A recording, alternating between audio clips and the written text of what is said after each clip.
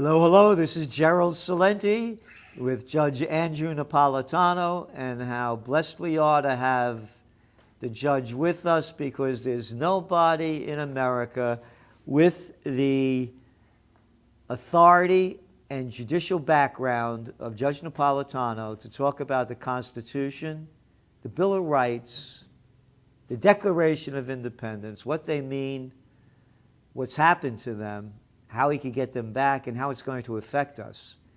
And what's going on now is it's a nightmare that just keeps getting worse. And you have an article that will be coming out tomorrow morning, and it's called Perilous Times. And you go on to say these are perilous times.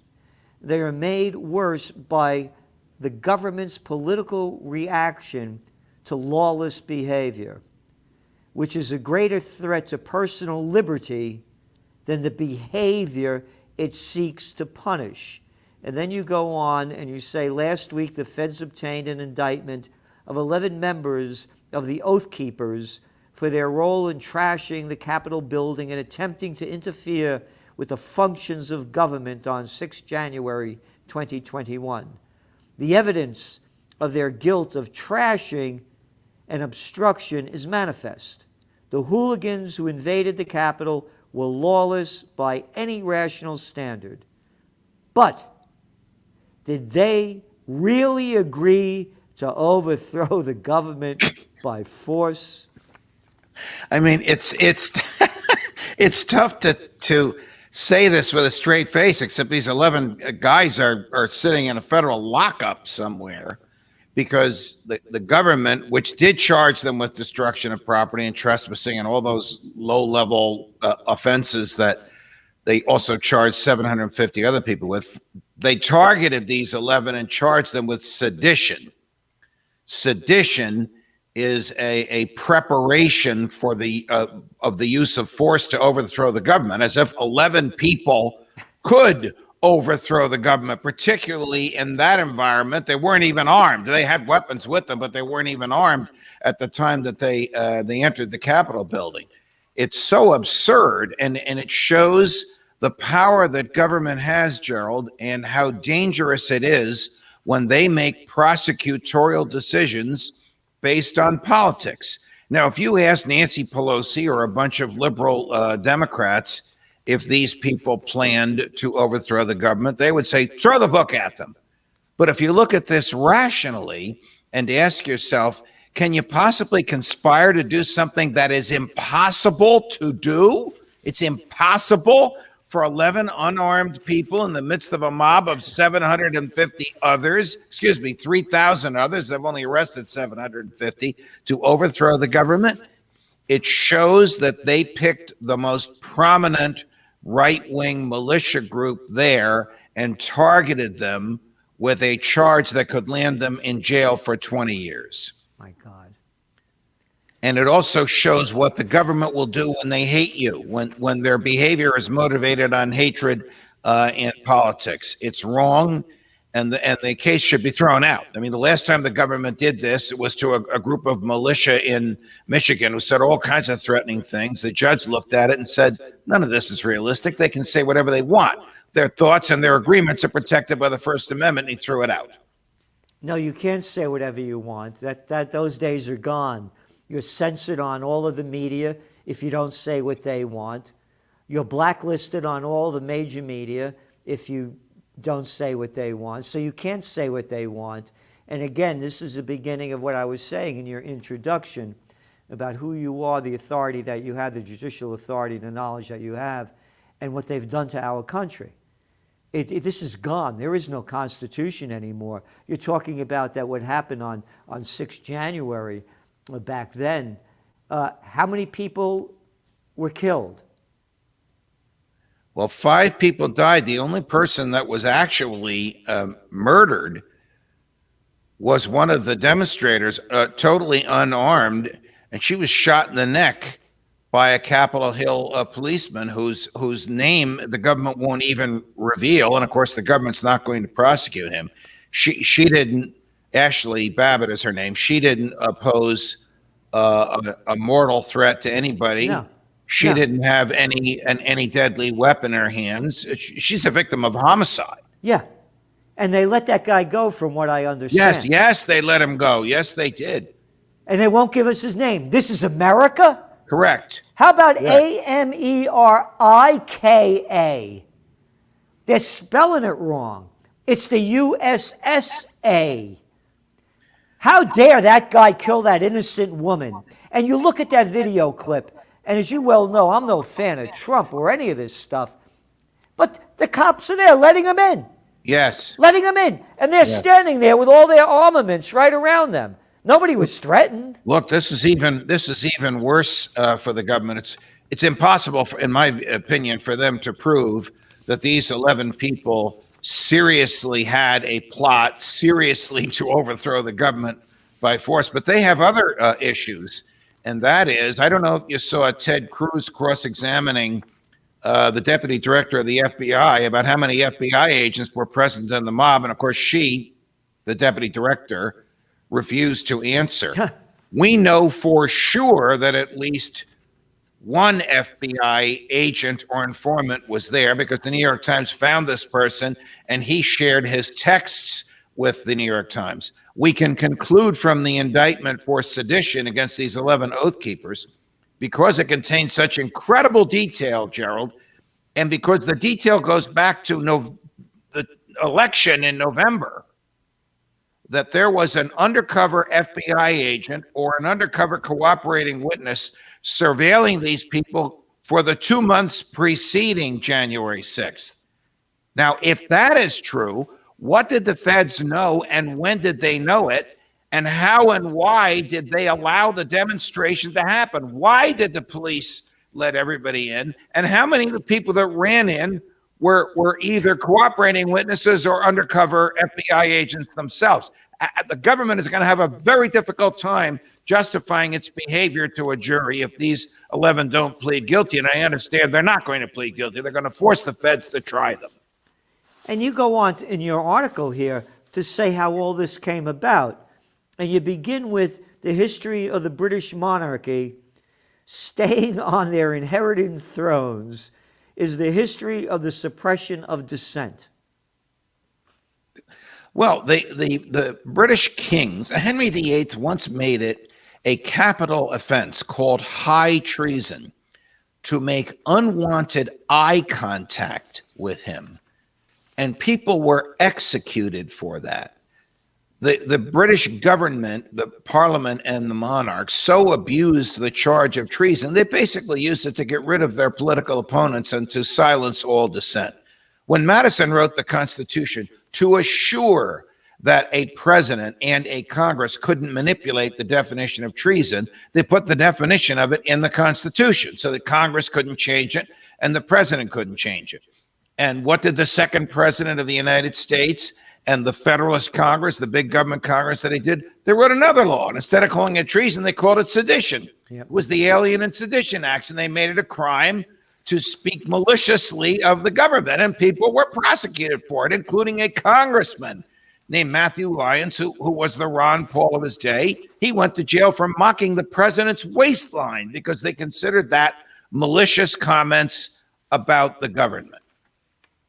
Woodrow Wilson prosecuted college students for singing German beer hall songs outside of draft offices, and for reading, Jefferson would have loved this, for reading the Declaration of Independence aloud outside of draft offices. His theory was if people listen to what Jefferson said, they might not register for the draft, and if they don't register for the draft, it'll impair the American war effort of World War I. That was a really just war, and if that happens, it's an act of sedition.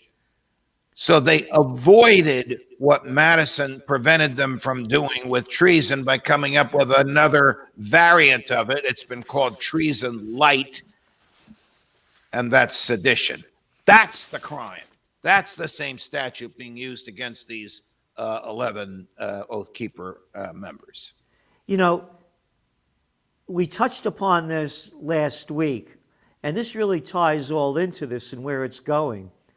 And that is this Assistant Attorney General, Matthew Olson. Yes. Yeah, he said that during testimony before Congress the threat posed by domestic terrorism is on the rise. We've seen a growing threat from those who are motivated by racial animus, as well as those who ascribe to extremist anti-government and anti-authority ideologies. You have every right to be anti-government and anti-authority. It's called your natural rights. You have the right to think as you wish and say what you think and publish what you say. This guy sounded like he worked for the old Soviet Union rather than for the American government. That's what the Justice Department has become.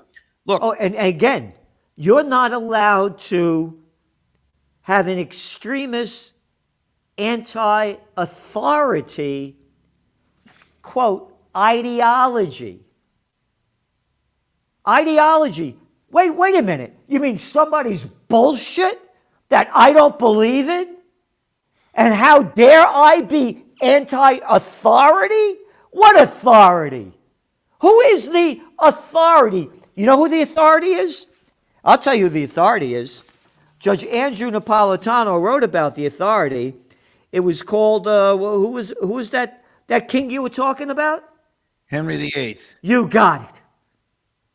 That's what they're bringing us back to. Henry VIII chopped off the head of Thomas More, who had been the Lord Chancellor, the precursor to the Prime Minister, because he remained silent when the king and the parliament commanded him to speak, and they defined that as treason.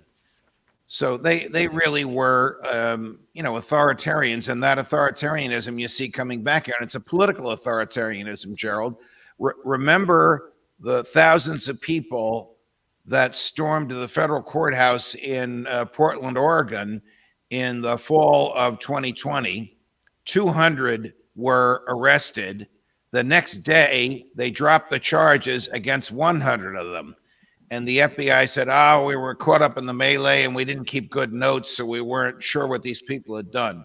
Baloney. The 100 who had the charges dropped against them were cooperating witnesses and FBI agents themselves. Oh, and by the way, were any of those people who tried to destroy a federal courthouse, were any of them charged with sedition? Were any of them charged with conspiring to overthrow the government by force? Of course not. It was a left-wing gaggle in Portland, Oregon, as opposed to a conservative or right-wing gaggle in D.C. on January 6th. Again, the government making prosecutorial decisions based on politics, which the Constitution absolutely prohibits it from doing. And it's going to get worse with this new domestic terrorism thing that they're pushing through. Yes, it is going to get worse because now there is a dedicated team of federal prosecutors and FBI agents whose goal it is to infiltrate groups like the Oath Keepers, so that if you go to one of those rallies, if you or I went to one of those rallies just to hear the speeches, and you turn to say something to the person next to you, chances are that person works for the federal government and is there to surveil you. If that doesn't chill your rights, give you second thoughts or pause before you go to a rally. I don't want the feds to have my picture, is a rational way to think. I don't want the feds to know what I believe. That's called chilling. That is a violation of the First Amendment, and the Supreme Court has characterized it as such. The feds do it anyway. Look, William O. Douglas, who was a very, very liberal member of the Supreme Court, but even a stop clock can be right twice a day, said famously, the Constitution was written to keep the government off the people's backs, and it was. It's no wonder they hate it. It's no wonder they cut corners. Yeah, it's an obstacle. It's an obstacle to their totalitarianism. You know, that is the quote, that the Constitution is an obstacle to government totalitarianism. That is a quote that really needs to be said over and over again. Because you kept going on about the federal government, What federal government? You mean a bunch of clowns that steal our money in the name of taxes? Yes. And then tell us what to do? Yes, and then tell us we can't disagree with them or they're going to prosecute us. Yeah. Because if we disagree with them, we're anti-authority. Could you imagine being anti-authority? How dare us? And again, not only anti-authority, anti-government. Extremist yeah, guess what? I am totally against the clown government running the show in New York State and in the United States. I am anti-government, little Olsen boy, when you start a war based on lies. But maybe you like that. Yeah, you probably do. Hey, that's being anti-government. When I'm against the war based on lies, and I'm anti-authority because I don't believe in Penis Cheney, the liar who lied us into the war, so I should be prosecuted and sent to jail by little boy Olsen. You know, the members of Congress to whom Mr. Olsen made those comments should really have jumped up. They wouldn't have had the passion that you do, Gerald, because no one does. But they should have jumped up and said, "What the heck are you talking about? You have a right to be anti-government. You have a right to think however you want. That's why we seceded from Great Britain, and that's why we added a Bill of Rights to our Constitution." Nobody said this Olsen is doing exactly what Woodrow Wilson did that you comment in this article. Yes. Yeah. You also said about the people that Woodrow Wilson are also put in jail for doing things about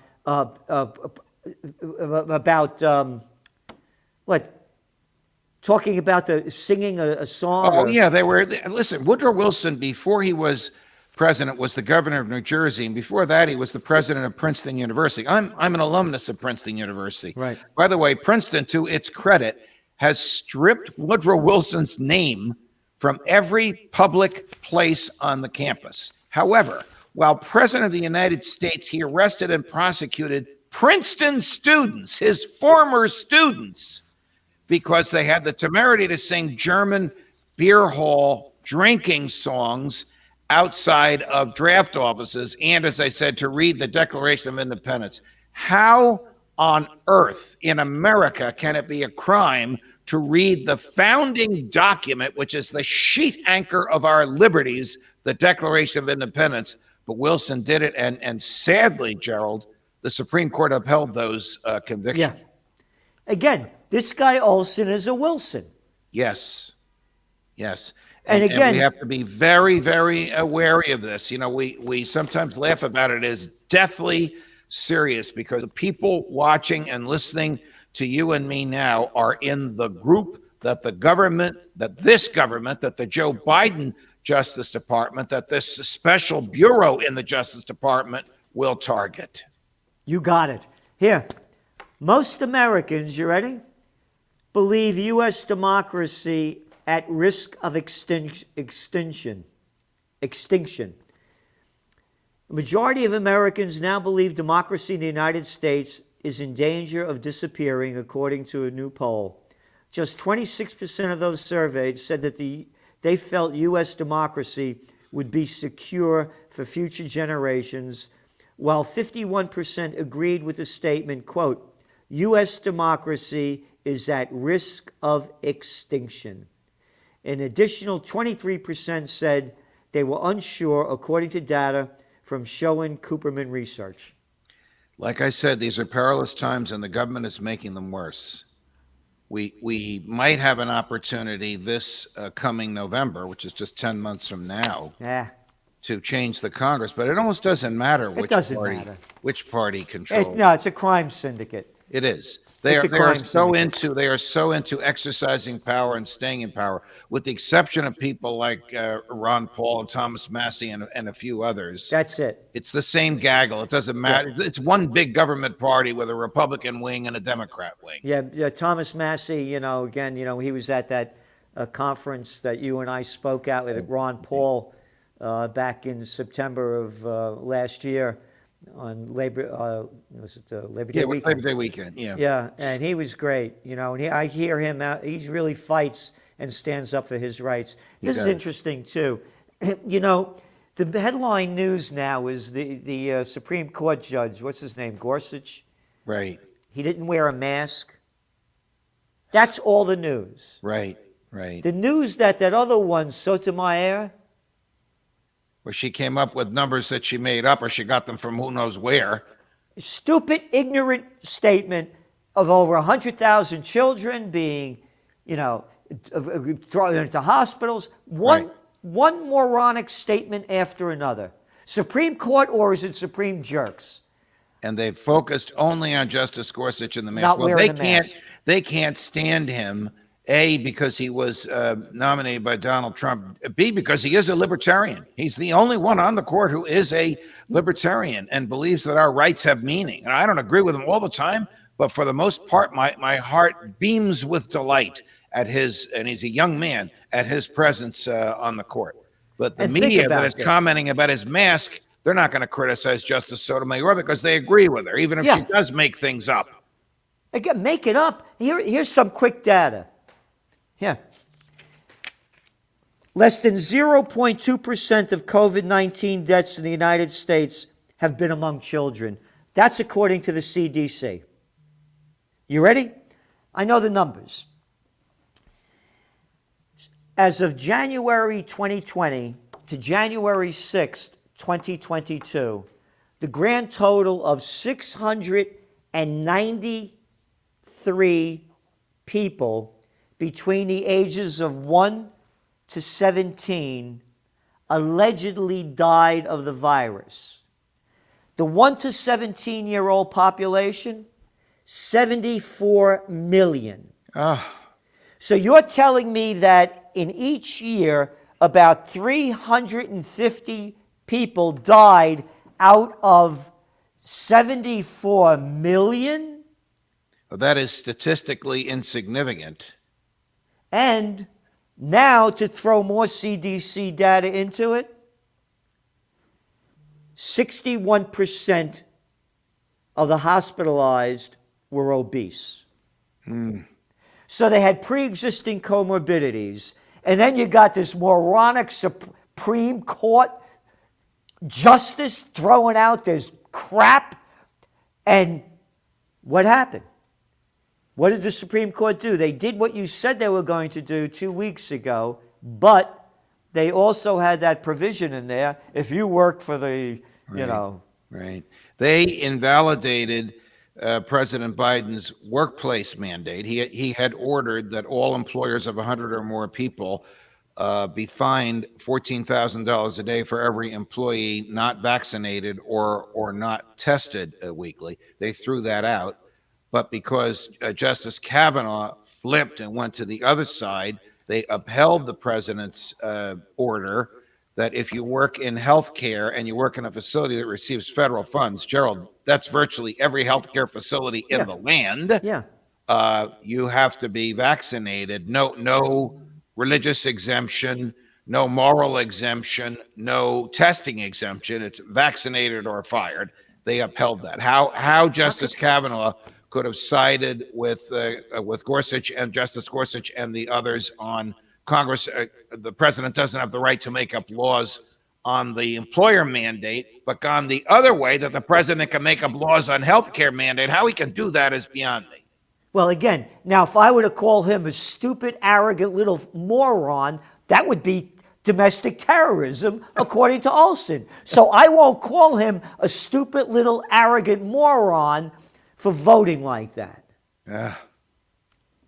This is terrible what's going on. And again, they're forcing all these young people to get these injections, these inoculations, the Operation Warp Speed inoculation, when the data shows that they're not dying from it.